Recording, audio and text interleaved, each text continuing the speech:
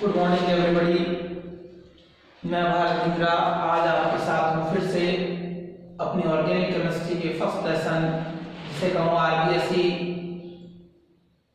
की जो बुक है उसका 10th लेसन हैलाइट्स जो है।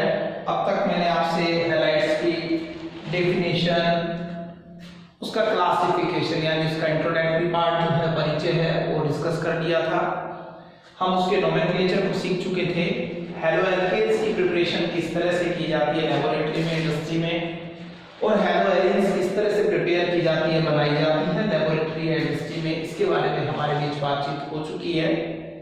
आज की जो क्लास है इसमें हम प्रॉपर्टीज के बारे में बात करेंगे हैलाइट्स की। हैलाइट्स की जो प्रॉपर्टीज है डेफिनेटली हर कंपाउंड की तरह इनकी प्रॉपर्टीज को भी दो तरह से क्लासिफाइड किया जाएगा। पहले हम पढ़ेंगे फिजिकल प्रॉपर्टीज और फिर हम पढ़ेंगे केमिकल प्रॉपर्टीज। आइए पहले बात करते हैं फिजिकल प्रॉपर्टीज की। अगर फिजिकल प्रॉपर्टीज की बात करें तो उससे पहले हमें समझना होगा nature of carbon halogen bond in halides.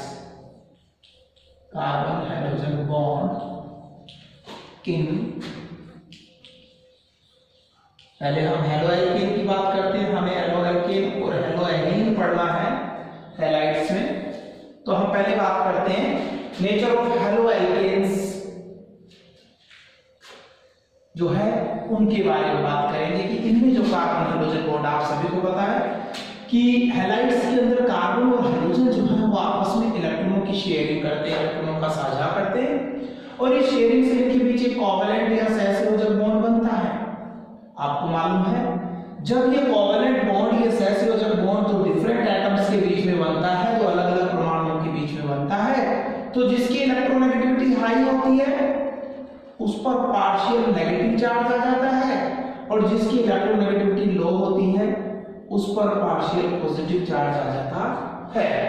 तो हेलो एल्केन से एल्काइल हैलाइड में भी क्या होता है, कार्बन और हैलोजन के बीच में बॉन्ड बनता है, हैलोजन की इलेक्ट्रोनेगेटिविटी कार्बन से ज्यादा होती है, इसके कंपेयर में मोर इलेक्ट्रोनेगेटिविटी रखता है हैलोजन एटम्स, इसलिए शेयर्ड इलेक्ट्रॉन इसकी तरफ शिफ्ट हो जाते हैं जिससे हैलोजन पर पार्शियल नेगेटिव चार्ज आ जाता है और कार्बन पर पार्शियल पॉजिटिव चार्ज आ जाता है। इस तरह से एक मॉलिक्यूल में एक एंड पॉजिटिव हो जाता है और एक एंड नेगेटिव हो जाता है। इस फीचर को हम कहते हैं पोलैरिटी, ध्रुवता। तो कार्बन हैलोजन में दो डिफरेंट एटम्स के बीच में, तो अलग अलग परमाणुओं के बीच में बॉन्डिंग होने से क्या होता है, इलेक्ट्रॉन हैलोजन की तरफ शिफ्ट हो जाते हैं और कम इलेक्ट्रोनेगेटिव का विद्युतऋणी परमाणु या एटम कार्बन का पॉजिटिव चार्ज आ जाता है। इस तरह से क्या हो गया है, एक मॉलिक्यूल में एक एंड पॉजिटिव और एक नेगेटिव हो गया और इसमें पोलैरिटी आ गई है। तो हेलो एल्केन से एल्काइल हैलाइड में कार्बन हैलोजन बॉन्ड जो है वो पोलर नेचर का होता है। ये जो पोलैरिटी है इसका कुछ इफेक्ट इसकी फिजिकल और इसकी केमिकल प्रॉपर्टीज पर पड़ता है। आइए पहले हम बात करते हैं कि इस कार्बन हैलोजन बॉन्ड की पोलैरिटी की वजह से इसकी फिजिकल प्रॉपर्टीज पे क्या असर पड़ता है। पहली फिजिकल प्रॉपर्टीज जो है वो है बॉइलिंग पॉइंट और मेल्टिंग पॉइंट।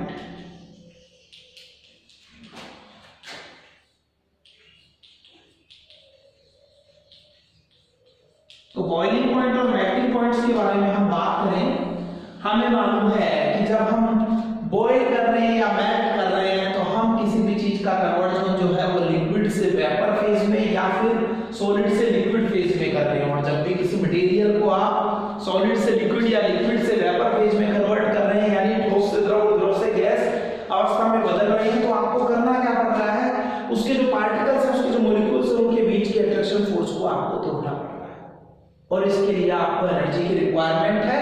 तो क्योंकि हेलो एल्केन से एल्काइल हैलाइड में क्या होता है, कार्बन और हैलोजन के बीच में इलेक्ट्रोनेगेटिविटी के डिफरेंस के कारण, विद्युत ऋणता के अंतर के कारण बॉन्ड में पोलैरिटी आ जाती है, ध्रुवीयता आ जाती है और इसी कारण डाइपोल डाइपोल अट्रैक्शन का वाटरफॉल फोर्स इनके मॉलिक्यूल्स के बीच में प्रेजेंट होता है। यानी द्विध्रुव आकर्षण बल जो है वो इनके अणुओं के बीच में, इनके मॉलिक्यूल्स के बीच में पाया जाता है, जिसके कारण इनके मॉलिक्यूल्स एक दूसरे के नजदीक रहते हैं। ऐसे में उनको सेपरेट करने के लिए, उनको एक दूसरे से दूर करने के लिए उनके बीच के हमें एक्स्ट्रा एनर्जी की जरूरत होती है। यही कारण है कि सिमिलर मोलिक्यूलर वेट वाली एल्केन के कंपेयर में एल्काइल हैलाइड के जो बॉइलिंग पॉइंट और मेल्टिंग पॉइंट होते हैं वो हाई होते हैं।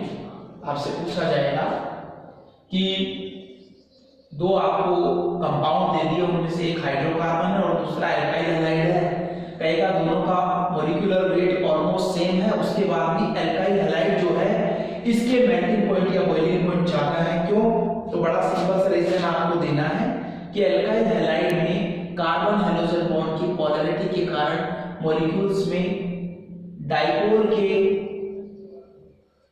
जो प्रॉपर्टीज है वो आ जाती है, और डाइपोल की प्रॉपर्टीज आने के कारण इनके मॉलिक्यूल्स के बीच में अट्रैक्शन फोर्स एल्केन के मॉलिक्यूल्स के बीच में अट्रैक्शन फोर्स की कंपेयर में ज्यादा हो जाता है। इसलिए सिमिलर मॉलिक्यूलर वेट वाले एल्केन के कंपेयर में एल्काइल हैलाइड या हैलो एल्केन जो है हमारी, इनके बॉइलिंग पॉइंट और मेल्टिंग पॉइंट हाई होते हैं। आपको इसके बाद और भी क्वेश्चन पूछा जाता है कि आपके पास समझ लीजिए कि सेम एल्काइल ग्रुप है, लेकिन आपके पास अलग अलग हैलोजन आ गए हैं। जैसे आपके पास है क्लोरोमेथेन, ब्रोमोमेथेन और आयोडोमेथेन, और पूछ लिया इन तीनों में से किसका मेल्टिंग पॉइंट या बॉइलिंग पॉइंट ज्यादा है। तो देखिए, मैंने आपको कहा कि एल्काइल हैलाइड में कार्बन हाइड्रोजन बॉन्ड में पोलैरिटी आ जाती है इलेक्ट्रोनेगेटिविटी के डिफरेंस के कारण। इसके कारण यहाँ डाइपोल डाइपोल अट्रैक्शन फोर्स, द्विध्रुव द्विध्रुव आकर्षण बल पाया जाता है। तो ये अट्रैक्शन फोर्स एक वान डेर वाल्स फोर्स है, और वान डेर वाल्स फोर्सेस हमेशा मॉलिक्यूलर वेट बढ़ने के साथ बढ़ते हैं। तो फ्लोरीन के कंपेयर में क्लोरीन, क्लोरीन के कंपेयर में ब्रोमीन, और ब्रोमीन के कंपेयर में आयोडीन का एटॉमिक वेट क्या है? ज्यादा है। इसलिए आयोडोमेथेन का मॉलिक्यूलर वेट सबसे ज्यादा, ब्रोमोमेथेन का उससे कम, और क्लोरोमेथेन का उससे कम है। तो जिसका मॉलिक्यूलर वेट ज्यादा होगा उसमें अट्रैक्शन के van der Waals force strong होंगे। इसलिए आयोडोमेथेन का मेल्टिंग पॉइंट क्लोरोमेथेन और ब्रोमोमेथेन के कंपेयर में हायर होगा। लेकिन अब सपोज कीजिए आपके पास हाइड्रोजन तो सेम है लेकिन एल्काइल ग्रुप डिफरेंट है। यहाँ क्लोरोमेथेन है, फिर आपके पास यहाँ क्लोरोएथेन आ गया है, फिर आपके पास यहाँ क्लोरोप्रोपेन आ गया है। इन तीनों केसेस में आपका क्लोरीन सेम है, लेकिन एल्काइल ग्रुप बड़ा हुआ है। एल्काइल ग्रुप के बड़े होने के साथ भी मॉलिक्यूलर वेट इंक्रीज होगा, और मॉलिक्यूलर वेट इंक्रीज होने से अट्रैक्शन के वान डेर वाल्स फोर्सेस भी क्या हो जाएंगे? इंक्रीज हो जाएंगे। इस तरह से अगर हम क्लोरोमेथेन, क्लोरोएथेन और क्लोरोप्रोपेन को डिस्कस करें तो क्लोरोप्रोपेन का मेल्टिंग पॉइंट सबसे ज्यादा होगा। तो ये तो सिंपल सी बात हुई कि एल्केन के कंपेयर में एल्काइल हैलाइड का बॉइलिंग पॉइंट और मेल्टिंग पॉइंट हाई है, क्योंकि इनमें डाइपोल डाइपोल अट्रैक्शन फोर्स जो है वान डेर वाल्स के वो प्रेजेंट होते हैं। फिर हमारे बीच में बात हुई कि अगर सिमिलर एल्काइल ग्रुप के साथ और डिफरेंट हाइड्रोजन एटम्स वाले हैं तो आयोडो एल्केन का जो मेल्टिंग पॉइंट है या बॉइलिंग पॉइंट है वो उससे ज्यादा होगा, क्योंकि इसका मॉलिक्यूलर वेट बढ़ गया है। फिर हमारे बीच में बात हुई कि अगर हाइड्रोजन एटम सेम है तो जिनमें एल्काइल ग्रुप बड़ा होता जाएगा उनका मॉलिक्यूलर वेट इंक्रीज होता जाएगा, इसलिए उनका अट्रैक्शन का van der Waals force increase होगा, इसलिए बॉइलिंग पॉइंट भी बढ़ता जाएगा। सपोज कीजिए आपके पास आइसोमर एल्काइल हैलाइड है। आइसोमर एल्काइल हैलाइड मींस ऐसे एल्काइल हैलाइड हैं जिनके मॉलिक्यूलर फॉर्मूले सेम है। जैसे सपोज आपके पास एक है ये CH3 का होल थ्राइस CCl, दूसरा आपके पास आ गया CH3 CHCl CH2 CH3, फिर आपके पास आ गया suppose CH3 CHCH3 CH2 Cl, फिर आपके पास आ गया suppose CH3 CH2 CH2 CH2 Cl। आप देखिए यहाँ भी कार्बन 4 है, यहाँ भी 4 है, यहाँ भी 4 है, यहाँ भी 4 है, क्लोरीन सब जगह एक है, हाइड्रोजन सभी जगह 9 है, यानी इन सभी का फॉर्मूला C4H9Cl है। अगर इन सब का मॉलिक्यूलर फॉर्मूला सेम है इट मींस इन सब का मॉलिक्यूलर वेट भी सेम है। हम आपका कह रहे थे कि मॉलिक्यूलर वेट इंक्रीज होने के साथ अट्रैक्शन के van der Waals force increase होते हैं। अब यहाँ मॉलिक्यूलर वेट सिमिलर है, फिर भी बॉइलिंग पॉइंट और मेल्टिंग पॉइंट की बात करें तो यहाँ पर टर्सरी हैलाइड, जो तृतीयक हैलाइड है, उनके बॉइलिंग पॉइंट या मेल्टिंग पॉइंट सबसे लो है, सबसे कम है। ऐसा क्यों है? देखिए टर्सरी हैलाइड क्या होते हैं, जहां हाइड्रोजन ऐसे कार्बन के कांटेक्ट में हो जो 3 अदर कार्बन के कांटेक्ट में होते हैं। ये 3 डिग्री कार्बन है, इसलिए 3 डिग्री कार्बन से हाइड्रोजन जुड़ा है, तो ऐसे हैलाइड को आपने नाम दिया था 3 डिग्री हैलाइड। या हाइड्रोजन से जुड़ा कार्बन 2 के कांटेक्ट में, यानी 2 डिग्री कार्बन से हाइड्रोजन कांटेक्ट में, इसे आप कहेंगे 2 डिग्री हैलाइड। या हाइड्रोजन से जुड़ा कार्बन, ये कार्बन सीधे सीधे एक के ही कांटेक्ट में है, ये वाला इसी के कांटेक्ट में है, तो ये प्राइमरी हैलाइड। और ये वाला जो कार्बन से अटैच हैलोजन है, इसके साथ वाले कार्बन को देखिए, ये भी एक के कांटेक्ट में है, तो ये भी प्राइमरी हैलाइड है। तो आपके पास अगर टर्सरी, सेकेंडरी और प्राइमरी हैलाइड है, तो टर्सरी हैलाइड में ब्रांचिंग सबसे ज्यादा हो गई थी। जिसमें ब्रांचिंग सबसे ज्यादा हो गई है उसका सरफेस एरिया कम हो गया है। आपके पास एक छोटा बर्तन है, एक छोटा पोट है, जिसको आप गैस पे गर्म करें, और एक बड़ा पोट है, तो आपको मालूम है छोटे पोट का सरफेस एरिया कम है, बड़े पोट का सरफेस एरिया ज्यादा है। जिसका सरफेस एरिया छोटा है वो जल्दी से गर्म हो जाएगा, जिसका सरफेस एरिया ज्यादा है उसको गर्म होने में ज्यादा टाइम लगेगा। तो डेफिनेटली ब्रांचिंग की वजह से होता क्या है, सरफेस एरिया कम हो जाता है, इसलिए बॉइलिंग पॉइंट और मेल्टिंग पॉइंट भी क्या हो जाते हैं, कम हो जाते हैं। तो ये ब्रांचिंग आपके लिए टर्सरी हैलाइड में सबसे ज्यादा है, सेकेंडरी में उससे कम है। अब सेकेंडरी और प्राइमरी में फिर देखिए, सेकेंडरी से प्राइमरी में जाइए। प्राइमरी में 2 कंडीशन है, एक ब्रांच और एक अनब्रांच, एक शाखित एक अशाखित। डेफिनेटली ब्रांच वाले का सरफेस एरिया कम है, अनब्रांच का सरफेस एरिया ज्यादा है। तो डेफिनेटली होने वाला क्या है, जो प्राइमरी हैलाइड है उसका मेल्टिंग या बॉइलिंग पॉइंट सबसे ज्यादा होगा, टर्सरी हैलाइड का सबसे कम होगा। अगर हमारे पास आइसोमर हैलाइड्स हैं जिन सभी के मॉलिक्यूलर वेट क्या है, सिमिलर है, तो इस तरह से कहा टर्सरी हैलाइड का बॉइलिंग पॉइंट या मेल्टिंग पॉइंट सबसे लो होगा। अब ये बॉइलिंग पॉइंट और मेल्टिंग पॉइंट है, इसको किसने अफेक्टेड किया, कार्बन हाइड्रोजन बॉन्ड की पोलैरिटी से, तो इसलिए इस तरह से इनकी फिजिकल प्रॉपर्टीज को अफेक्टेड किया। तो आपसे क्वेश्चन पूछा जा सकता है, सिमिलर वेट वाले हैलाइड्स है उनमें से किसका कम होगा बॉइलिंग पॉइंट या मेल्टिंग पॉइंट, किसका ज्यादा होगा, तो टर्सरी का सबसे कम, प्राइमरी अनब्रांच्ड का सबसे ज्यादा। आपसे पूछा जा सकता है सिमिलर वेट वाली एल्केन और हेलोएल्केन में से किसका ज्यादा होगा, डेफिनेटली हेलोएल्केन का ज्यादा होगा, क्योंकि वहां बॉन्ड पे पोलैरिटी आने की वजह से अट्रैक्शन के वन बार फोर्स थोड़े से स्ट्रांग हो जाते हैं।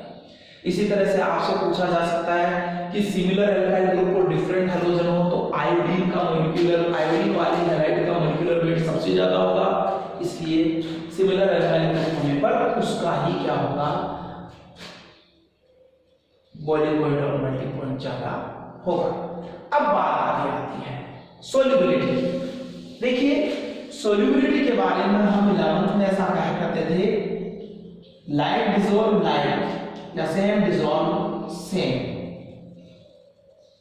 यानी अगर सॉल्वेंट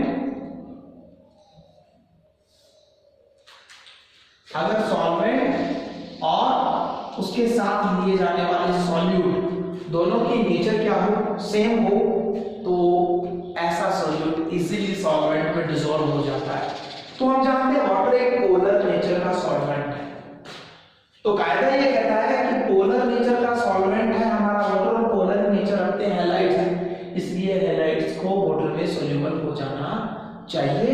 लेकिन हैलाइड्स जो है इनमें more electronegative element F, O या N में से कोई भी प्रेजेंट नहीं होता है, इसलिए हैलाइड्स जो है ये वाटर के साथ हाइड्रोजन बॉन्डिंग नहीं करते। जनरली वाटर में वो चीजें बड़ी इजीली डिसॉल्व हो जाती है जो वाटर के साथ इंटरमोलिक्यूलर हाइड्रोजन बॉन्डिंग करती है, उसके साथ अंतर अणु हाइड्रोजन बंध बनाती हैं, वो इजीली डिसॉल्व होती है। लेकिन उसके लिए उनमें क्या होना चाहिए, FON में से कोई एक होना चाहिए। हम जनरली क्लोराइड, ब्रोमाइड से आयोनाइड्स की बात कर रहे हैं, तो इनमें पोलर नेचर तो है लेकिन हाई इलेक्ट्रोनेगेटिव एलिमेंट में से कोई सा प्रेजेंट नहीं है, इसलिए क्लोराइड, ब्रोमाइड और आयोडाइड जनरली वाटर में इनसॉल्युबल होते हैं। और जो वाटर में इनसॉल्युबल होते हैं वो ऑर्गेनिक सॉल्वेंट जैसे अल्कोहल है, एसीटोन है, कार्बन टेट्राक्लोराइड है, इनमें इजीली सोल्यूबल हो जाते हैं। तो ये बात हुई क्या, हेलो एल्केन्स के कार्बन हाइड्रोजन बॉन्ड की और उससे अफेक्ट होने वाली उसकी फिजिकल प्रॉपर्टीज की। हमने कहा सोल्युबिलिटी का पोलैरिटी से कोई लिंक नहीं रहा, लेकिन इस पोलैरिटी की वजह से बॉइलिंग पॉइंट और मेल्टिंग पॉइंट जो है वो इंक्रीज हो गई। अब आइए आगे बात करें, क्या केमिकल प्रॉपर्टी जो है हेलो एल्केन्स की उस पर भी इसका कोई इफेक्ट पड़ता है? जहां तक देखिए हम हेलो एल्केन्स की बात करें तो उनकी फिजिकल प्रॉपर्टीज के रिगार्डिंग कोई क्वेश्चंस हमसे जनरली नहीं पूछे जाते। इन्हीं की तरह वो भी क्या होते हैं, इजीली ऑर्गेनिक सॉल्वेंट में सोल्यूबल होते हैं, लेकिन वाटर में वो भी इनसोल्यूबल होते हैं। तो वहां से कोई क्वेश्चन फिजिकल प्रॉपर्टीज पे नहीं बनता। अब केमिकल प्रॉपर्टीज पे बात करें, देखिए एल्काइल हैलाइड की जो मेन रिएक्शन होती है वो होती है न्यूक्लियोफिलिक सब्स्टिट्यूशन रिएक्शन। हमने 11th क्लास में पढ़ा है दो तरह की स्पीशीज होती है, न्यूक्लियोफाइल और इलेक्ट्रोफाइल। न्यूक्लियोफाइल जो न्यूक्लियस से अफेक्शन रखे, नाभिक स्नेही जिसे कहते हैं, न्यूक्लियस या नाभिक पे पॉजिटिव चार्ज होता है, यानी वो पार्ट जो किससे अफेक्शन रखे, पॉजिटिव से अफेक्शन रखे। पॉजिटिव से अफेक्शन कौन रखेगा, जिस पर खुद पर पॉजिटिव चार्ज नहीं हो, यानी नेगेटिव चार्ज वाला। यानी न्यूक्लियोफाइल्स कौन होते हैं, नेगेटिव चार्ज वाले पार्ट्स होते हैं किसी भी रिएजेंट के जिसकी आप केमिकल रिएक्शन करवाने वाले हैं। तो एल्काइल हैलाइड में डेफिनेटली कार्बन हाइड्रोजन बॉन्ड में हाइड्रोजन की इलेक्ट्रोनेगेटिविटी मोर है, इसलिए इस पर पार्शियल नेगेटिव चार्ज आता है, यानी यही न्यूक्लियोफाइल की तरह बिहेव करता है। यानी हम वो रिएक्शन पढ़ने वाले हैं सब्स्टिट्यूशन, जहां एक high reactive element low reactive element को डिस्प्लेस करके उस लो रिएक्टिव एलिमेंट के बेस पे खुद जुड़ जाए। यानी यहां इस हैलाइड के कंपेयर में कोई स्ट्रॉन्ग न्यूक्लियोफाइल आएगा और वो इसको हटाकर, जैसे मान लीजिए आपके पास आया OH-, तो ये X- भी एक न्यूक्लियोफाइल है, OH- भी क्या है, एक न्यूक्लियोफाइल है। तो केमिकल रिएक्शन हुई और आने वाले इस न्यूक्लियोफाइल ने पहले वाले न्यूक्लियोफाइल को हटा दिया और इसकी जगह पे ये खुद आकर के जुड़ गया। तो इस तरह से आपको नया प्रोडक्ट मिला और पहले वाला हैलाइड आपका हट गया। तो जहां high reactive element low reactive element को डिस्प्लेस कर दे वो सब्स्टिट्यूशन, और अगर रिप्लेस करने वाला एक न्यूक्लियोफाइल को दूसरा न्यूक्लियोफाइल ही है तो उसको न्यूक्लियोफिलिक सब्स्टिट्यूशन रिएक्शन कहा जाता है। तो यहां कार्बन हाइड्रोजन बॉन्ड है वो पोलर नेचर का है। हाइड्रोजन ने तो अपनी नेचर के अकॉर्डिंग नेगेटिव चार्ज पा लिया है, लेकिन कार्बन पर इलेक्ट्रॉन की डेफिशिएंसी से पॉजिटिव चार्ज आ गया है। इसलिए होगा क्या, जब ये हाइड्रोजन इलेक्ट्रॉन ले जाएगा तो इस पॉजिटिव चार्ज अनस्टेबल कार्बन की दूसरी इलेक्ट्रॉन रिच न्यूक्लियोफाइल को अपनी ओर खींचने की टेंडेंसी बढ़ जाएगी। इसलिए एल्काइल हैलाइड की जो जनरल रिएक्शन है वो न्यूक्लियोफिलिक सब्स्टिट्यूशन रिएक्शन होती है। मैं रिपीट करूं, कार्बन हाइड्रोजन बॉन्ड जो हेलो एल्केन्स में प्रेजेंट होता है, इस बॉन्ड में मोर इलेक्ट्रोनेगेटिव हाइड्रोजन इलेक्ट्रॉन जो है शेयरिंग के उनको अपनी तरफ शिफ्ट कर लेता है, जिससे कार्बन पर अपोजिट चार्ज आ जाता है जो उसकी नेचर के अपोजिट है। ऐसे में कार्बन अनस्टेबिलिटी को फील करता है और वो किसी दूसरे न्यूक्लियोफाइल को जो इलेक्ट्रॉन रिच होता है जनरली उसको अपनी ओर अट्रैक्ट करता है और उससे बॉन्डिंग कर लेता है। इस तरह से एक न्यूक्लियोफाइल के प्लेस पे दूसरा न्यूक्लियोफाइल आ जाता है। इसे हम न्यूक्लियोफिलिक सब्स्टिट्यूशन रिएक्शन कहते हैं। हेलो एल्केन्स की नेचर होती है कि वो न्यूक्लियोफिलिक सब्स्टिट्यूशन रिएक्शन में ही पार्टिसिपेट करता है। अब ये जो nucleophilic substitution reaction halo alkanes में होती है, इनको भी फिर हम दो तरह से कैटेगराइज कर देते हैं, दो तरह से डिवाइड कर देते हैं, दो तरह से बांट देते हैं। पहली है SN1 जिसे हम कहते हैं एकाअणुक प्रतिस्थापन अभिक्रिया यानी यूनिमोलिक्यूलर सब्स्टिट्यूशन रिएक्शन। तो ये जो आपकी यूनिमोलिक्यूलर सब्स्टिट्यूशन रिएक्शन है जिसको आपने कहा एकाअणुक द्विविस्थापन अभिक्रिया SN1 और दूसरी है SN2 बाइमोलिक्यूलर सब्स्टिट्यूशन रिएक्शन। दो तरह से हम इसको डिवाइड करते हैं। किसको? न्यूक्लियोफिलिक सब्स्टिट्यूशन रिएक्शन को जो होती है किसमें, हमारे एल्काइल हैलाइड में। क्या डिफरेंस है दोनों में, पहले बात करते हैं यूनिमोलिक्यूलर सब्स्टिट्यूशन रिएक्शन की या SN1 रिएक्शन की। देखिए जनरली इसे SN1 कहा गया क्यों, ये अपने आप में ऐसी न्यूक्लियोफिलिक सब्स्टिट्यूशन रिएक्शन होती है जिसमें रेट ऑफ रिएक्शन केवल एक ही मॉलिक्यूल, एक सिंगल मॉलिक्यूल जो कि आपका एल्काइल हैलाइड का होता है, उसी की कॉन्सेंट्रेशन पे डिपेंड करता है। तो जहां रेट ऑफ रिएक्शन केवल आपकी सिंगल एल्काइल हैलाइड मॉलिक्यूल की कॉन्सेंट्रेशन पे डिपेंड करता है, उन न्यूक्लियोफिलिक सब्स्टिट्यूशन को SN1 कहा जाता है। इन रिएक्शंस में देखिए होता क्या है, सबसे पहले कार्बन और हाइड्रोजन के बीच में इलेक्ट्रोनेगेटिविटी के डिफरेंस के कारण कार्बन हाइड्रोजन बॉन्ड के इलेक्ट्रॉन मोर इलेक्ट्रोनेगेटिविटी हाइड्रोजन की तरफ शिफ्ट हो जाते हैं, जिससे इस पर पार्शियल पॉजिटिव चार्ज और हाइड्रोजन पर पार्शियल नेगेटिव चार्ज आता है। होता क्या है, होता ये है कि पहले इन दोनों के बीच का ये बॉन्ड टूटता है और हाई इलेक्ट्रोनेगेटिव हाइड्रोजन एटम के इलेक्ट्रॉन लेकर के सेपरेट हो जाता है, और जब वो इलेक्ट्रॉन ले गया है तो आपको मालूम है कार्बन पे कौन सा चार्ज आ गया, पॉजिटिव। हमने पढ़ा है वो इंटरमीडिएट स्पीशीज, जो मध्यवर्ती स्पीशीज जिसमें कार्बन पर पॉजिटिव चार्ज हो, उसे हम नाम देते हैं कैटायन। इट मींस जब SN1 यूनिमोलिक्यूलर सब्स्टिट्यूशन रिएक्शन होती है तो सबसे पहले एल्काइल हैलाइड में कार्बन हाइड्रोजन बॉन्ड टूटता है, जिससे हमें क्या मिलता है, कार्ब कैटायन मिलता है। जब कार्ब कैटायन बनता है तो डेफिनेटली कार्बन पे पॉजिटिव चार्ज आ जाता है, जो इसके नेचर के अकॉर्डेंस में नहीं है।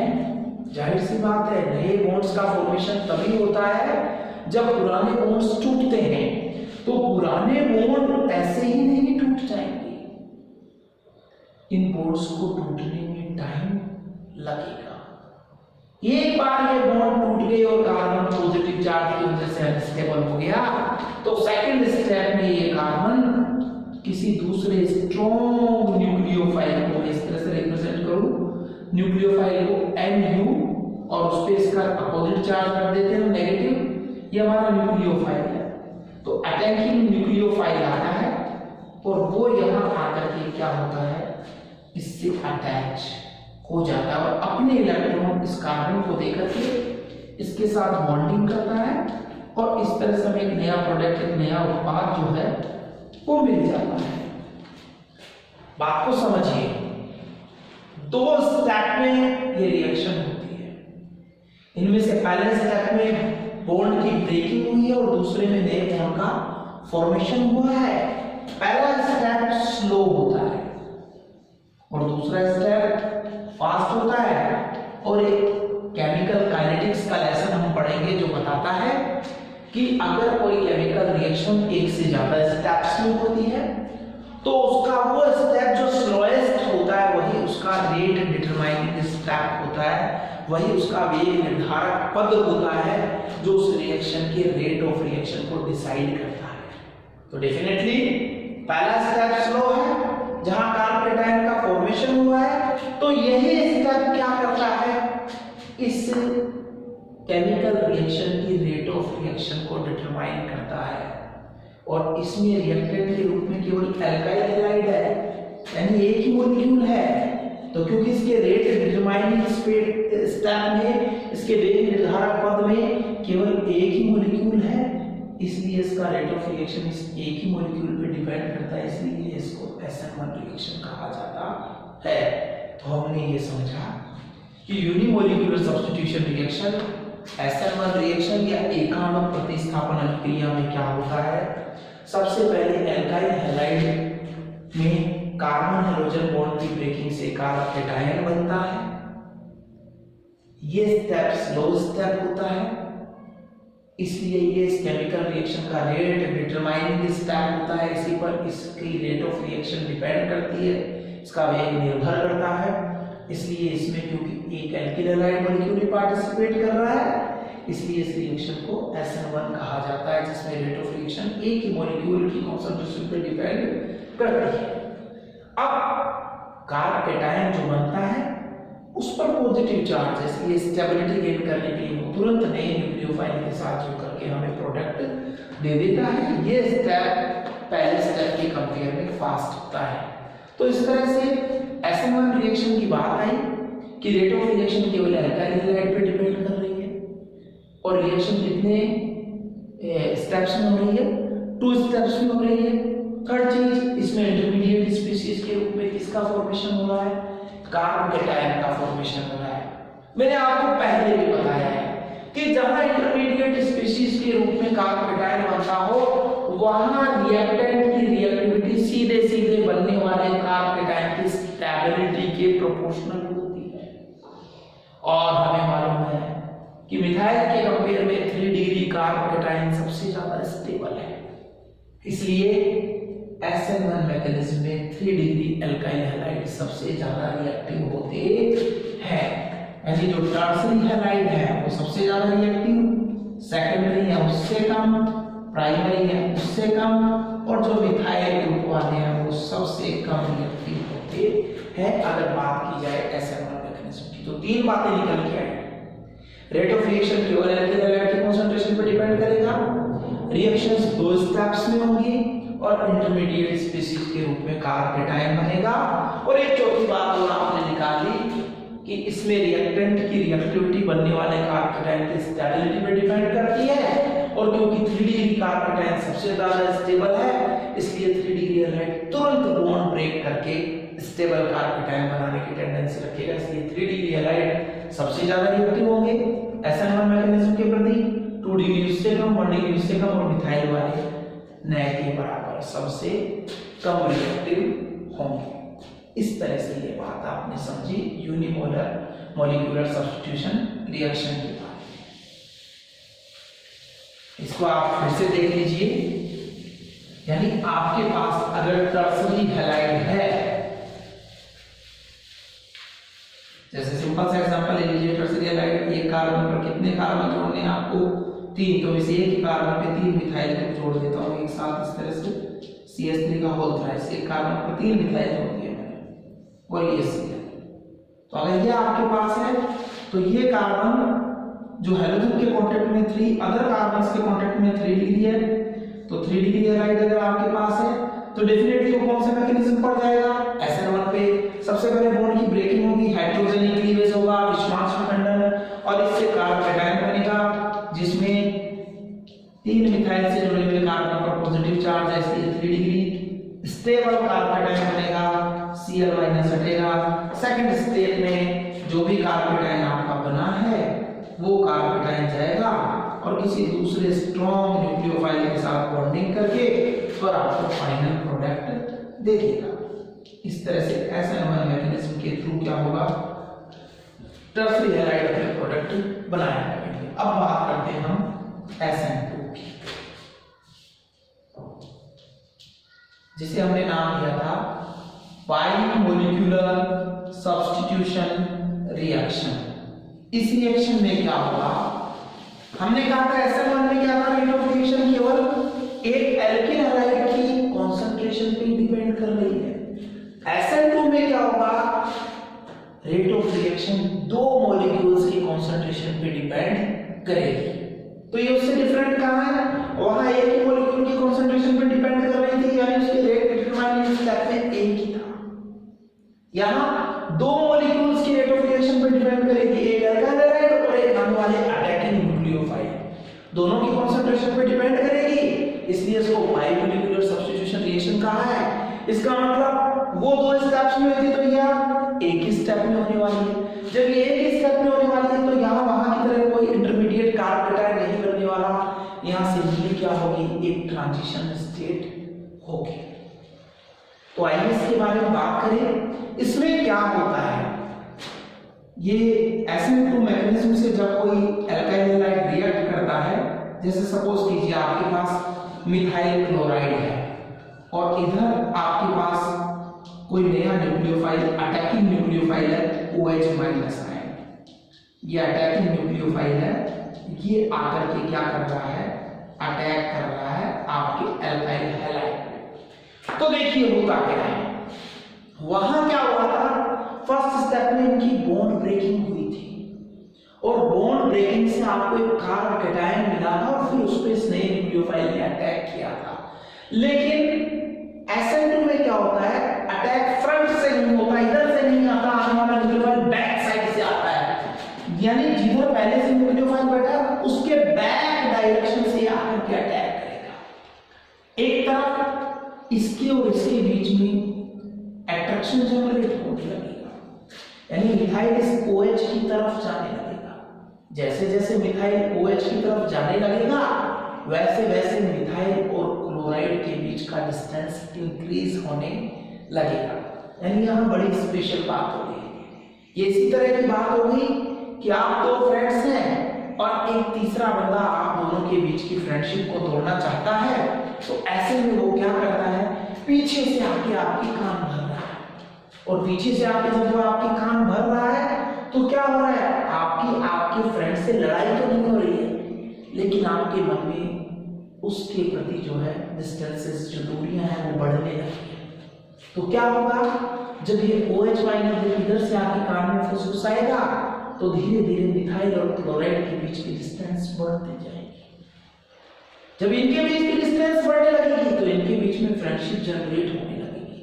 तो एक ऐसी पोजीशन बनेगी जहां ये मिथाइल जो है इसका क्लोरीन के साथ बॉन्ड टूटने लगेगा, मैंने डॉटेड लाइन से दिखाया है, और OH के साथ बॉन्ड बनने लगेगा। तो ये ऐसी फेज हो गई जहां नया भी है और पुराना भी है, दोनों ही न्यूक्लियोफाइल इससे अटैच है, लेकिन दोनों के साथ इसकी बॉन्डिंग जो है वो परफेक्ट नहीं है, लूज बॉन्डिंग है। अभी इस स्टेट को हम कहते हैं ट्रांजिशन स्टेट। अब ये ट्रांजिशन स्टेट जो है, यहां ये रिएक्टेंट ही रह जाए या प्रोडक्ट की तरफ ट्रांजिट कर जाए, ये इस बात पे डिपेंड करेगा कि पहले वाला बनाने में सफल होता है या नया वाला तोड़ने में। डेफिनेटली जब दूरियां पैदा हो गई हैं तो नए वाला ही सक्सेस होने वाला है, तुरंत ये ट्रांजिशन स्टेट टूटेगी और टूट करके क्या होगा, इन दोनों के बीच में नई बॉन्डिंग बन जाएगी और Cl माइनस यहाँ से अलग हो जाएगा। यानी पुराना हैलाइड जो है आपका न्यूक्लियोफाइल के रूप में सेपरेट हो गया और एल्कोहल के रूप में, जैसे मैंने यहाँ OH लिया है तो एल्कोहल के रूप में आपको नया प्रोडक्ट मिल गया। तो इस तरह से हमने क्या देखा, यहाँ अटैकिंग न्यूक्लियोफाइल और एल्किल हैलाइड दोनों एक साथ हैं। बैक साइड से अटैकिंग न्यूक्लियोफाइल ने अटैक किया है, एक स्टेट आई है ट्रांजिशन स्टेट, जहां दोनों ही न्यूक्लियोफाइल इस मिथाइल ग्रुप के साथ जुड़े हुए हैं। ये transition state high energy state है, अनस्टेबल है, ब्रेक डाउन होती है तुरंत, पुराना न्यूक्लियोफाइल अलग होता है, नया जुड़कर के प्रोडक्ट बना लेता है। इस तरह एक ही स्टेप में रिएक्शन हो जाती है, धीरे धीरे धीरे पुराना बॉन्ड टूटता है, नया बॉन्ड बनता है, और इस तरह से एक ही स्टेप में दो रिएक्टेंट पार्टिसिपेट कर रहे हैं, इसलिए रेट ऑफ रिएक्शन दोनों पे डिपेंड करती है, इसलिए इसको बायमोलिक्यूलर सब्स्टिट्यूशन रिएक्शन या SN2 सब्स्टिट्यूशन रिएक्शन भी कहा जाता है। तो देखिए वहां केवल एल्काइल हैलाइड पे डिपेंड कर रहा था SN1 में, SN2 पर एल्काइल हैलाइड और नए न्यूक्लियोफाइल दोनों की कंसंट्रेशन पे डिपेंड कर रहा है। वो डबल स्टेप में हुई थी, ये सिंगल स्टेप में ही हो गई है। वहां कार्ब कैटायन बना था, यहाँ कोई कार्ब कैटायन नहीं बनता बल्कि ट्रांजिशन स्टेट बनती है। वहां 3 डिग्री हैलाइड सबसे ज्यादा स्टेबल थे, क्यों? क्योंकि 3 डिग्री कार्ब कैटायन की स्टेबिलिटी सबसे ज्यादा थी, जो इंटरमीडिएट स्पीशीज के रूप में बन रहा था। यहाँ कोई इंटरमीडिएट स्पीशीज नहीं बन रहा है, और यहाँ 3 डिग्री के कंपेयर में प्राइमरी हैलाइड जो है उसकी रिएक्टिविटी ज्यादा होगी। यानी अगर SN2 मैग्नीशियम की बात करें तो SN1 से बिल्कुल अपोजिट, मिथाइल क्लोराइड सबसे ज्यादा रिएक्टिव होगा। 1 डिग्री इससे कम, 2 डिग्री इससे कम और 3 डिग्री ऑलमोस्ट इनऑर्डर। ऐसा क्यों हो जाएगा? ऐसा इसलिए होगा, देखिए आपने कहा बैक साइड अटैक होगा, बैक साइड अटैक होगा, अच्छा जी आपका 3 डिग्री हैलाइड है, 3 डिग्री हैलाइड में क्या होगा, कार्बन 3 कार्बन से अटैच होगा। लीजिए हर कार्बन की वैलेंसी को पूरा करने के लिए आप क्या देंगे, H देंगे। ये लीजिए आप H दीजिए, यहां भी आप क्या दे रहे हैं, H दे रहे हैं, और ये आपका हाइड्रोजन है। ठीक है साहब, इस पुराने को हटना है और ये नया पॉजिटिव चार्ज हो रहा है और इधर से ये यहाँ पे आना चाहता है, इसकी इच्छा है मैं इससे मिलूं, उधर से ये नहीं आ सकता, फ्रंट से आने की तो इसमें हिम्मत ही नहीं है, ये बैक साइड अटैक करेगा, बैक साइड अटैक से ये आना चाहता है, लेकिन इस कार्बन की चारों तरफ जो 3 कार्बन और ऊपर % हाइड्रोजन है उन्होंने एक स्टीरियो हिंड्रेंस बना दिया है, इन्होंने इसके चारों तरफ क्या कर दिया है, आपका एक सुरक्षा घेरा बना दिया है, एक सेफ सर्किल बना लिया है, इसको तोड़कर इस तक पहुंचना इसके लिए कठिन है, इसलिए इसकी इस तक पहुंचने की टेंडेंसी क्या हो जाएगी, कम हो जाएगी, इसलिए 3 डिग्री हैलाइड की रिएक्टिविटी SN2 के प्रति सबसे कम रहेगी। सोचिए अगर आपने 2 डिग्री किया यानी इनमें से एक कार्बन को हटा दिया तो आप खुद देख रहे हैं ये स्टेरिक हिंड्रेंस कुछ कम हुई है, अगर आपने इसको 1 डिग्री कर दिया, अब कार्बन एक के कांटेक्ट तो स्टेरिक हिंड्रेंस और कम हुई है, और अगर आपने इसको मिथाइल क्लोराइड कर दिया तो ये स्टेरिक हिंड्रेंस और भी कम हो गई है, ये सीधा इस तक पहुंच पाएगा, इस तरह से आप समझ सकते हैं क्योंकि बैक साइड अटैक हो रहा है, बैक साइड अटैक सीधे सीधे स्टेरिक हिंड्रेंस पर डिपेंड करता है, जितने ज्यादा एल्काइल ग्रुप होंगे, एल्काइल ग्रुप का साइज जितना बड़ा होगा स्टेरिक हिंड्रेंस उतनी ज्यादा होगी, बैक साइड अटैक की पॉसिबिलिटी उतनी कम हो जाएगी, रिएक्टिविटी भी उतनी लो हो जाएगी, इसलिए टर्सरी हैलाइड में एल्काइल ग्रुप्स का नंबर बढ़ने के कारण स्टेरिक हिंड्रेंस बढ़ गई थी, इसलिए टर्सरी हैलाइड SN2 के प्रति सबसे कम रिएक्टिव है। इस तरह से हमने पढ़ा कि एल्काइल हैलाइड की न्यूक्लियोफिलिक सब्स्टिट्यूशन रिएक्शंस दो तरह की होती है, SN1, SN2, SN1 जिनमें रेट ऑफ रिएक्शन केवल एल्काइल हैलाइड पे डिपेंड करता है, SN2 जिसमें एल्काइल हैलाइड और अटैकिंग न्यूक्लियोफाइल दोनों पे डिपेंड करता है, SN1 जहां 2 स्टेप्स में रिएक्शन हो रही थी, SN2 जहां सिंगल स्टेप में रिएक्शन हो रही है, SN1 जहां बॉन्ड ब्रेकिंग से इंटरमीडिएट के रूप में कार्बोकेटायन बन रहा था, SN2 यहां कार्बोकेटायन नहीं बनता है, ट्रांजिशन स्टेट थोड़ी सी देर के लिए बनती और टूट जाती है, और चीज SN1 जहां टर्सरी हैलाइड टर्सरी कार्बोकेटायन के बनने के कारण सबसे ज्यादा रिएक्टिव था, यहां प्राइमरी हैलाइड सबसे कम स्टेरिक हिंड्रेंस होने के कारण SN2 के प्रति सबसे ज्यादा रिएक्टिव है। इस तरह से हमने समझा कि किस तरह से हेलो एल्केन्स में न्यूक्लियोफिलिक सब्स्टिट्यूशन रिएक्शन होती है, जनरली SN1 मैकेनिज्म से होती है जिसमें टर्सरी हैलाइड सबसे ज्यादा रिएक्टिव होते हैं। अगर आपके पास हेलो एरीन्स हैं, आप उन पे भी बात कर रहे हैं, अगर आपके पास हेलो एरीन्स हैं तो क्या उनमें ये न्यूक्लियोफिलिक सब्स्टिट्यूशन रिएक्शन होगी, क्या वो भी हेलो एल्केन की तरह हाई रिएक्टिव होंगे या इनके कंपेयर में लो रिएक्टिव होंगे? अगर हमें हेलो एल्केन और हेलो एरीन को आपस में कंपेयर करना पड़े तो देखिए कैसे करेंगे। हेलो एरीन जहां बेंजीन रिंग का डायरेक्ट कांटेक्ट हेलोजन एटम से हो, ये देखिए ये बेंजीन रिंग, सबको पता है ये हेलोजन 70th ग्रुप का एलिमेंट है, आउटमोस्ट ऑर्बिट में 7 इलेक्ट्रॉन है, उनमें से एक यहां बॉन्डिंग में पार्टिसिपेट कर रहा है, अभी भी 7 में से 1 बॉन्डिंग में पार्टिसिपेट कर रहा है, तो 6 यानी 3 लॉन्ग पेयर इस क्लोरीन एटम के पास है, ठीक है।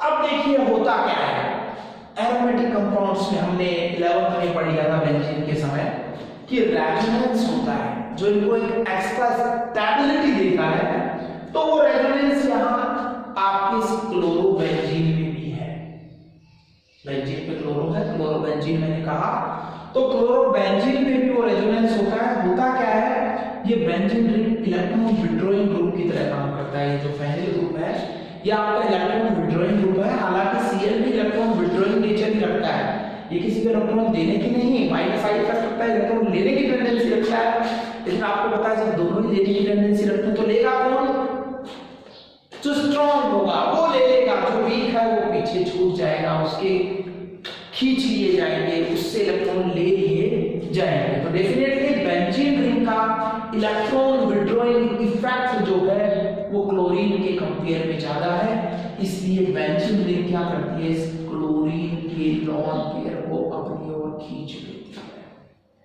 जैसे ये लॉन पेयर यहां आता है तो यहां इस कार्बन और क्लोरीन के बीच में एक डबल बॉन्ड क्रिएट हो जाता है, देखिए कुछ इस तरह से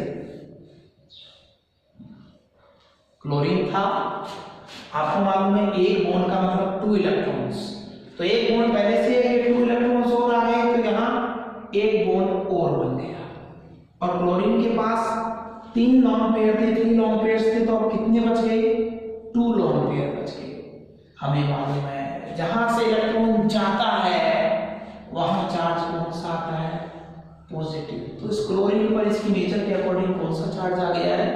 पॉजिटिव। अब देखिए यहां जो कार्बन है उसकी वैलेंसी 1 2 3 एंड 4 कंप्लीट हो गई है। ऐसे में ये बॉन्ड अगर आपने यहां रखा तो कार्बन की वैलेंसी 1 2 3 4 5 हो जाएगी, जो हो नहीं सकता।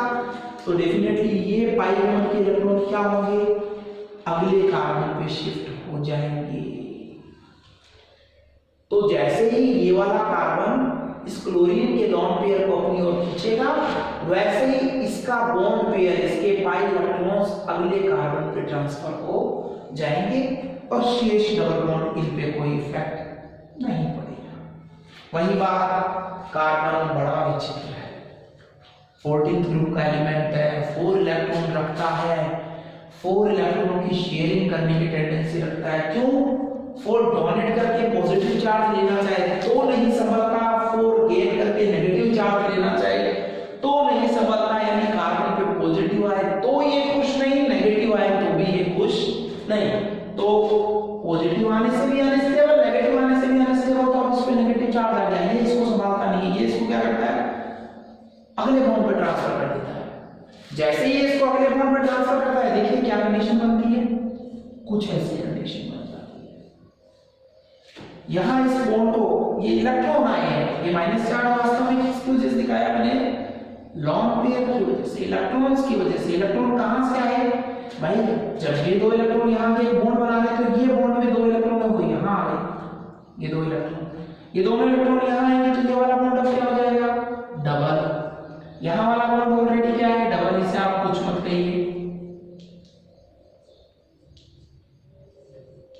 अब आप देख लेंगे अगर ये बॉन्ड डबल हो गया और ये डबल, तो यहां वाले कार्बन की हालत देखिए। आपको मालूम है इस कार्बन के अलावा बाकी सभी कार्बन पर एक एक H भी है जो हमें दिखाई नहीं दे रहा है, एक एक H भी है। तो यहां देखिए वैलेंसी इस कार्बन की 1 2 3 4 एंड H की वजह से 5 हो नहीं सकता, कार्बन की वैलेंसी 4 है। आप इस बॉन्ड को क्या करेंगे? जैसे ही ये इलेक्ट्रॉन यहां आएंगे, ये वाले बॉन्ड के इलेक्ट्रॉन अगले कार्बन पे ट्रांसफर हो जाएंगे इस तरह से। ये आपका यूं रह जाएगा। ठीक है, अब आगे बढ़े। वही बात, अगर इसको इलेक्ट्रॉन रखना पसंद नहीं करना तो भाई ये भी कार्बन है, इसको भी इलेक्ट्रॉन रखना पसंद नहीं है, ये भी क्या करेगा? इनको अगले पे ट्रांसफर करेगा, अगले पे ट्रांसफर कर देंगे, बॉन्ड डबल और डबल 4 1 H 5 हो नहीं सकता। तो ये वाले बॉन्ड कहां शिफ्ट हो जाएगा? अगले कार्बन पे शिफ्ट हो जाएगा।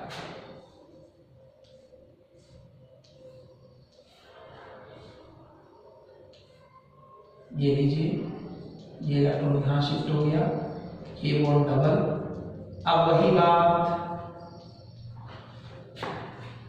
जब इन कार्बन्स को इलेक्ट्रॉन रखना पसंद नहीं था तो ये कार्बन इलेक्ट्रॉन क्यों रखेगा? जैसे इस पे इलेक्ट्रॉन आएंगे, इस पे नेगेटिव चार्ज आएगा, यानी स्टेबिलिटी फील करेगा और ये उठा करके इलेक्ट्रॉन यहां डाल देगा। जैसे ये इलेक्ट्रॉन यहां डालेगा, देखिए क्या कंडीशन बन जाएगी आपके लिए? ये बॉन्ड डबल, ये बॉन्ड डबल, सॉरी ये बॉन्ड डबल और ये बॉन्ड डबल, और ये इलेक्ट्रॉन यहां आते ये भी डबल। अब आप क्या ये बॉन्ड डबल रख पाएंगे? नहीं, वैलेंसी 5 हो जाएगी। तो वापस से ये बॉन्ड टूटेगा और फिर से इलेक्ट्रॉन किसके पास चले जाएंगे? क्लोरीन के पास चले जाएंगे। ये आपने क्या देखा? आपने अपने आप में ऐसी एक फिनोमिना देखी जिस फिनोमिना में किसी भी एटम ने, चाहे वो कार्बन हो चाहे वो क्लोरीन हो, उन्होंने अपने प्लेस को कहीं भी चेंज नहीं किया है। सिर्फ क्या हुआ है? इलेक्ट्रॉन्स एक से दूसरी जगह डिस्प्लेस हो रहे हैं। जो इलेक्ट्रॉन बॉन्ड में पार्टिसिपेट करते हैं उनको आप बॉन्ड पेयर कह देते हैं, जो इलेक्ट्रॉन बॉन्ड में पार्टिसिपेट नहीं करते उनको आप लॉन्ग पेयर कह देते हैं। यानी इसमें लॉन्ग पेयर और बॉन्ड पेयर पार्टिसिपेट करते हैं। लॉन्ग पेयर कभी बॉन्ड पर आते हैं और बॉन्ड पेयर कभी एटम पर चले जाते हैं। हर स्ट्रक्चर्स को देखिए जिनमें एटम्स ने अपना प्लेस चेंज नहीं किया है, केवल इलेक्ट्रॉन अपनी जगह से डिस्प्लेस होते रहते हैं, उन स्ट्रक्चर्स को रेजोनेटिंग स्ट्रक्चर्स कहते हैं, अनुनादी संरचनाएं कहते हैं, और इस घटना को अनुनाद या रेजोनेंस कहते हैं। हर रेजोनेटिंग स्ट्रक्चर की खास बात है कि हर रेजोनेटिंग स्ट्रक्चर में टोटल 3 ही डबल बॉन्ड दिखाई देते हैं, यानी number of bond pair similar है, आप देख लीजिए। साथ ही रेजोनेटिंग स्ट्रक्चर में नंबर ऑफ लोन पेयर भी सिमिलर रहेगा। देखिए यहाँ 1 2 3 है, तो यहाँ भी 2 and 1 3, यहाँ भी 2 and 1 3, यहाँ भी देखिए 2 and 1 3, और यहाँ भी देखिए वापस से 3। यानी हर रेजोनेटिंग स्ट्रक्चर में एटम्स अपनी प्लेस नहीं बदलेंगे, बॉन्ड पेयर लोन पेयर अपनी प्लेस बदलेंगे, लेकिन हर स्ट्रक्चर के अंदर टोटल बॉन्ड पेयर भी 3 और टोटल लोन पेयर भी क्या है, 3 है। यानी जहां से चले थे वापस वहीं आए, लौट के बुद्धू घर को आए। क्या फायदा, इतनी दौड़भाग की, और दौड़भाग करने के बाद लास्ट में वो इलेक्ट्रॉन फिर से किसको देने पड़े, क्लोरीन को देने पड़े। लेकिन इस दौड़भाग से क्या हुआ, कुछ और भी नहीं हुआ, तो एनर्जी ही इमिट हो गई। और जब किसी की एनर्जी इमिट हो जाती है, एनर्जी रिलीज हो जाती है, तो हम जानते हैं उसकी स्टेबिलिटी क्या होती है, इंक्रीज हो जाती है। तो इस तरह से रेजोनेंस की इस फिनोमेना से एरोमेटिक कंपाउंड्स को एक्स्ट्रा स्टेबिलिटी मिलती है। तो इसी रेजोनेंस की वजह से आप क्या देख रहे हैं कि कार्बन और क्लोरीन के बीच में ये जो बॉन्ड है, ये कुछ समय के लिए क्या हो गया, सिंगल की बजाय डबल। जो साइंटिस्ट थे उन्होंने मेजर किया था कि कार्बन और क्लोरीन के बीच में सिंगल बॉन्ड की लेंथ 1.77 एंगस्ट्रॉम होती है, और हम जानते हैं जैसे जैसे बॉन्ड सिंगल से डबल या डबल से ट्रिपल होती है, बॉन्ड लेंथ कम होती है। तो जब यहाँ कार्बन और क्लोरीन की बॉन्ड लेंथ मेजर की गई तो वो 1.60 एंगस्ट्रॉम थी। इसका मतलब ये बॉन्ड लेंथ कार्बन और क्लोरीन के बीच सिंगल बॉन्ड की लेंथ से क्या है, कम है। इससे ये पता चलता है कि यहाँ बेंजीन रिंग के कार्बन और हाइड्रोजन के बीच में पार्शियल डबल बॉन्ड कैरेक्टर आ जाता है। और हम देख रहे हैं क्योंकि हैलोएरिन में आने वाला नया न्यूक्लियोफाइल इस हैलोजन की जगह आएगा, और अगर उसको इसकी जगह आना है तो अब उसको पहले की तरह सिंगल बॉन्ड नहीं तोड़ना है, उसको इस पार्शियल डबल बॉन्ड को तोड़ना पड़ेगा।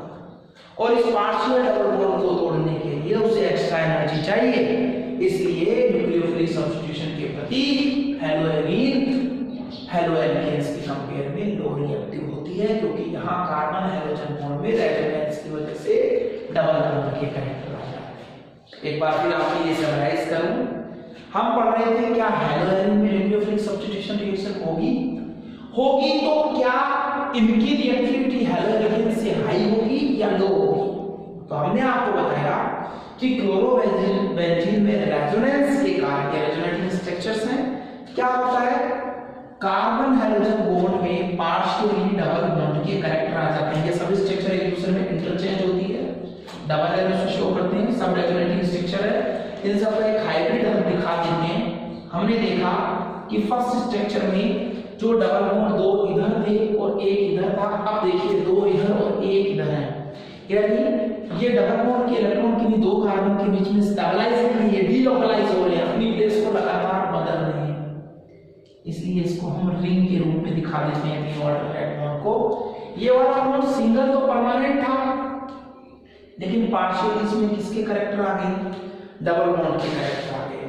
और रेजोनेंस के स्ट्रक्चर में अगल और बगल, यानी ये ऑर्थो पोजीशंस, और इसके सामने वाली पैरा पोजीशंस वहां है जहां इलेक्ट्रॉन जाने की वजह से कैसा चार्ज आ गया है, पार्शियल नेगेटिव चार्ज आ गया। इस तरह से हमने देखा कि क्लोरोबेंजीन में रेजोनेंस के कारण कार्बन हाइड्रोजन बॉन्ड में पार्शियल डबल बॉन्ड कैरेक्टर आ जाते हैं। इस बात को इस तरह से भी प्रूव किया जा सकता है कि कार्बन क्लोरीन सिंगल बॉन्ड की लेंथ जनरली 1.77 एंगस्ट्रॉम होती है, लेकिन हैलोएरिन में कार्बन क्लोरीन बॉन्ड की लेंथ 1.60 एंगस्ट्रॉम यानी 1.60 एंगस्ट्रॉम होती है, जो इस बात को प्रूव करती है कि यहाँ बॉन्ड पूरी तरह से सिंगल नहीं है, इसमें पार्शियल डबल बॉन्ड के कैरेक्टर आ गए हैं।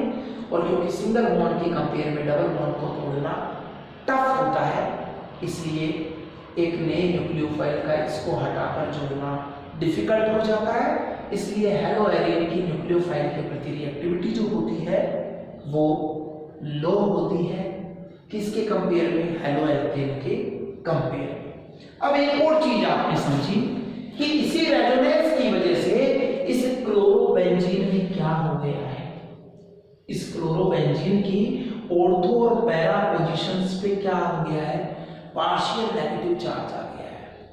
अब क्योंकि बेंजीन रिंग की पोजीशंस पे पार्शियल नेगेटिव चार्ज आ गया है, तो जिनको नेगेटिव से अफेक्शन है यानी जो इलेक्ट्रोफाइल है वो बेंजीन रिंग के ऑर्थो और पैरा पोजीशन पे अटैक करते हैं और यहाँ के हाइड्रोजन को रिप्लेस करते हैं और इस तरह से क्लोरोबेंजीन की मैन कैरेक्टरिस्टिक रिएक्शन, जैसे आपने हाइड्रोएल्केन की मैन कैरेक्टरिस्टिक रिएक्शन बोली कि सर न्यूक्लियोफिलिक सब्स्टिट्यूशन रिएक्शन होती है, तो वैसे क्लोरोबेंजीन की man characteristic reaction electrophilic substitution reaction होती है, जिनमें इलेक्ट्रोफाइल इसके ऑर्थो या पैरा पोजीशन पर प्रेजेंट जो बेंजीन रिंग के एच हैं उनको रिप्लेस करके उनकी जगह खुद जुड़ जाते हैं। तो ये जनरली न्यूक्लियोफिलिक सब्स्टिट्यूशन रिएक्शन नहीं देती हैं जनरल कंडीशंस में, बजाय इसके रेजोनेंस की वजह से इसके ऑर्थो और पैरा पोजीशन पर इलेक्ट्रॉन डेंसिटी इंक्रीज होती है, इसलिए इसके ऑर्थो और पैरा पोजीशन के हाइड्रोजन एटम इलेक्ट्रोफाइल से रिप्लेस होते हैं और इलेक्ट्रोफिलिक सब्स्टिट्यूशन रिएक्शन इसकी बेंजीन रिंग की ऑर्थो और पैरा पोजीशन पर होती है। लेकिन क्योंकि Cl भी मैंने कहा इलेक्ट्रॉन विड्रॉइंग ग्रुप है, इसलिए बेंजीन के कंपेयर में अगर क्लोरोबेंजीन की बात करें तो इस Cl के -I इफेक्ट के कारण बेंजीन रिंग की ऑर्थो और पैरा पोजीशन पर भी इलेक्ट्रॉन डेंसिटी कुछ कम हो जाती है बेंजीन के कंपेयर में, इसलिए बेंजीन और अदर जो आपके एरोमेटिक कंपाउंड्स हैं उनके कंपैरेटिवली यहाँ Cl के -I प्रभाव की वजह से इसकी इलेक्ट्रोफिलिक सब्स्टिट्यूशन रिएक्शन के प्रति भी रिएक्टिविटी बेंजीन से लो होती है। लेकिन न्यूक्लियोफिलिक सब्स्टिट्यूशन रिएक्शन के प्रति इसकी रिएक्टिविटी जो आपके एल्काइल हैलाइड्स है, हेलो एल्केन्स है, उनके कंपेयर में भी क्या है, कम है। तो इसका कारण हो गया इसमें रेजोनेंस का पाया जाना, जिससे कार्बन हाइड्रोजन बॉन्ड में डबल बॉन्ड कैरेक्टर आया।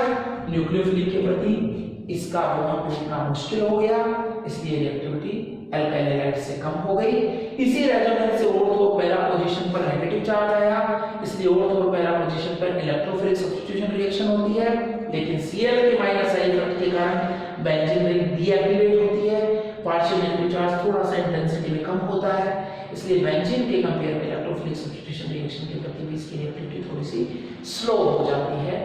ये हमने आज समझने की कोशिश करी हैलाइड्स की प्रॉपर्टीज के बारे में बात करें, क्या उनमें कार्बन हाइड्रोजन बॉन्ड की नेचर होती है, क्या उनके फिजिकल प्रॉपर्टीज पर इसका इफेक्ट पड़ता है, इस बॉन्ड की नेचर से क्या उनकी केमिकल रिएक्शंस होती है, जो पढ़ा कि हेलो एल्केन्स की जनरली न्यूक्लियोफिलिक सब्स्टिट्यूशन रिएक्शन होती है, जबकि हेलो एल्केन्स के कंपेयर में न्यूक्लियोफिलिक सब्स्टिट्यूशन के प्रति डबल बॉन्ड कैरेक्टर के कारण थोड़े से कम रिएक्टिव होते हैं, लेकिन इलेक्ट्रोफिलिक सब्स्टिट्यूशन देने की टेंडेंसी रखते हैं।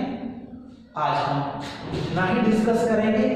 अब अपने नेक्स्ट क्लास में मैं आपसे डिस्कस करूंगा nucleophilic substitution reaction of halo alkanes. Halo alkanes की वो केमिकल रिएक्शन जहां न्यूक्लियोफिलिक सब्स्टिट्यूशन रिएक्शन मैकेनिज्म देखने को मिलता है, उस कैटेगरी के रिएक्शन को हम अपनी नेक्स्ट क्लास में पढ़ेंगे। तब तक आप अपनी बुक से इस वीडियो को कंपेयर करते हुए स्टडी कीजिए, समझने की कोशिश कीजिए।